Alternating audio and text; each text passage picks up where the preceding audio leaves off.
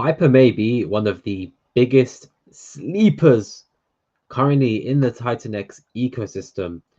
But before we get into it, please drop a like, comment, sub, do all that cool stuff. You're watching Jukes the Great, and we're back with another video, guys.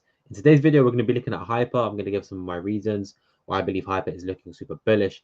If I do look tired, I've just done a lot of streaming today, but we're still pumping out the content. Like, there's no excuses. Come on. So yeah, I'm gonna quickly bring up my screen to share that for you guys. You know how this is, one take. Give me a second. All right, let's bring up this. So Hyper is one of those things that it feeds into the TitanX catalyst, and Hyper is one of those protocols that when it came out, it was bearish, and we saw it resurrect itself through the use of the vortex, etc., etc. So Hyper is one of those protocols that is so underrated, so slept on. And if you guys were around in the last mining cycle, then you know, if you made hyper miners, you made good gains, right? So let's get into it, guys. Why is Hyper a good protocol, and why is it a catalyst on the TitanX ecosystem? Right.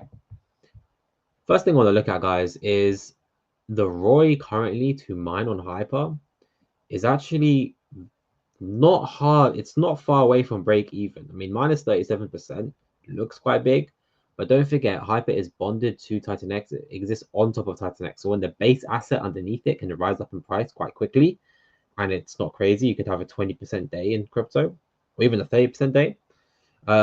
This estimated ROI can get back to break even very quickly. In fact, it might get back. Who knows? We're on a weekly green candle. It could get back within the week or within the next 2 weeks. Like, I don't know. I don't have a time frame. I don't have a crystal ball that can see the future.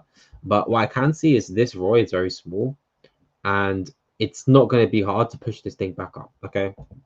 So what does this mean? Right. If we look at the Hyper kind of miner, I don't know if I put trading floor price. I think miner. Let's just change that. Live on stream. Let's do it. Not even a stream video. Right. If we look at the Hyper miner floor price, we currently get 5 zeros, 114. Okay, so 0.000000114. Okay. Now the current price of Hyper is, I think, 607 something at the time of the recording. And what that means is we need roughly a 58%. I'm going to highlight the 58. We're going to need a roughly 58% gain in price just to get back to break even on the miners. So if you look here, minus 37%, it's going to take roughly 58% to get back to break even on the miners. So that means that the miners are unprofitable, but they're not negative. And that's when you will start to see people spinning up those hyper miners again, which, by the way, you start with Ethereum, which introduces ETH into the ecosystem. So yeah, only 58% gains, and this is relatively easy to achieve. I mean, TitanX could do a 20% gain in a day, and then the Hyper does a 20% gain or 30% gain, and you're basically nearly there. Like, it could actually happen in a single day. I'm not saying it will, but this is the type of thing in crypto, especially because it's bonded to something which could move up in price very quickly. This is not hard to achieve, 58%. Okay, it's not a lot. Now, to get to a 2x, which is a 100%, no, I keep zooming in with me, which is a 100% miner gain. Okay, Hyper would need to get to this price, so that's 50228. That's a nice number. I didn't plan that. That's just what came out in the maths when I did the maths of this calculation. Now, that's about 227% gains, which again looks crazy, but in crypto, like, what, 2-3x, this is this stuff can happen very quickly in this ecosystem, especially when things are currently at low prices. 2-3x is like, who knows, one weekend crypto, 2-3x. Like, that's the type of ecosystem, and that's the type of environment crypto is. Okay, so this is super cool, and I think this is something that can happen relatively easily. This is not something that I think is super difficult to get done. And what's the point of all this? Who cares? Well, I'll get to it in a bit later, but once hyper miners become profitable, people would need their ETH to go and create those miners to get their hyper when they can do it for 2 months, 3 months, etc. if they create hyperminers, ETH enters into the system, and that ETH will actually be an extra buy and burn on top of TitanX. So right now, everyone knows that V2 buy and burn has run out, and people waiting for V1. There's all the speculation, what's going to happen. We might not even need anything to happen. I mean, as soon as hyperminers start to become profitable again, trust me, that ETH will fill into those hyperminers.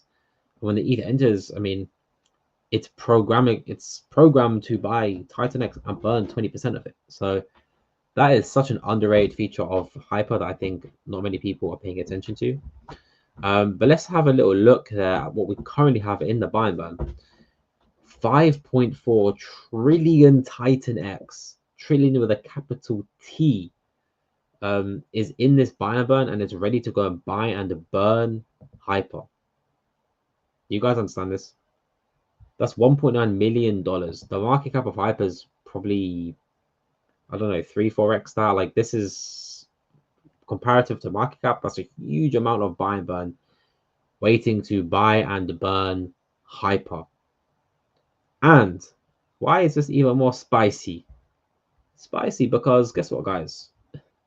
There's no supply. There's no future mintable supply coming out. I mean, you've got 3 days here of some supply coming out. 50 billion, 60 billion. Oh, so scary. 50 billion. Ooh. This is absolutely nothing, guys. This is a relatively small mining day. I mean, we've had days of 300 billion Hyper coming out. So 50 billion is not something anyone needs to be worried about. And then look, it's a flat line, meaning that even if people get their tokens and they dump it, I just showed you guys, you have all of this buy and burn waiting to buy up all that supply. Like, it's just the way it is. It just has to buy that up. So it can easily wipe off all of this supply that's on the market. And what's that going to do? Push the price of Hyper up. What's that going to do? People start miners. What's that going to do? Bring in ETH. I hope you guys are catching the drift. But let's look at the stats here, right? So I've got the stats open. As you can see, 31% of the supply has been burned. That is ridiculous. Absolutely insane. 31%. 12% staked. Shout out to Stacks and Matrix, and they're big plays in that. And then you got 44% of the supply is currently liquid. Okay. So actually, I've got the number here. That's 5.2 trillion Hyper. What that tells me is Hyper can't really get to below 1-to-1 ratio because you've got 5.4 trillion TitanX waiting to buy it up. So it can basically, if it dips below 1-to-1 ratio of TitanX, effectively all of it can be bought up just through the buy and burn. But I think people are forgetting that Hyper has now got protocols built on top of it, right? We have Turbo, we have Matrix. I believe we're getting Warp as well. That's 3 protocols, 2 that currently exist, which are built on top of Hyper. So when people get the Hyper tokens, they don't have to sell it. Now, Hyper's meant to be a compounding protocol, so you can do that and play the compound game, which is a totally reasonable game. But you can also, speculate on Matrix, buy up some Matrix, speculate on Turbo, or even stake it. So it's not the case that people are just going to dump and sell. That's not the case. And what that tells me is that buy and burn, in my opinion, is going to chew up supply and push the price up. Potentially, obviously, not financial advice, but potentially this buy and burn has it has a good potential to buy up the supply and push the price up. And when the price goes up, you guys know exactly what I'm going to say. People start miners, and that's bullish. And this is one of these catalysts, or you could say flywheel, that is just another flywheel on this ecosystem. We've been making videos recently, Oryx, which just launched recently, like the USDX minting, TitanX being on base and all this stuff. These are all flywheels, and Hyper is another flywheel, and Hyper is an underrated flywheel. Like, Hyper does not get as much love as it deserves. It's kind of been this only child in the TitanX ecosystem that's just been doing its own thing, but doing it incredibly well and successfully. So to sum it up for you guys, with their main stuff here, there's a bunch of money in buy and burn. 5.4 trillion TitanX is in buy and burn. There's practically zero supply coming out, and there's a good use case for people to not sell. So theoretically, price can go up, and it's only a 58% gain to get back to break even. And that's when we're going to start to see the drip feed of ETH back into those miners, which feeds back into buying and burning TitanX. So at the current low price of TitanX, buying and burning it now is absolutely great. You just reduce the supply.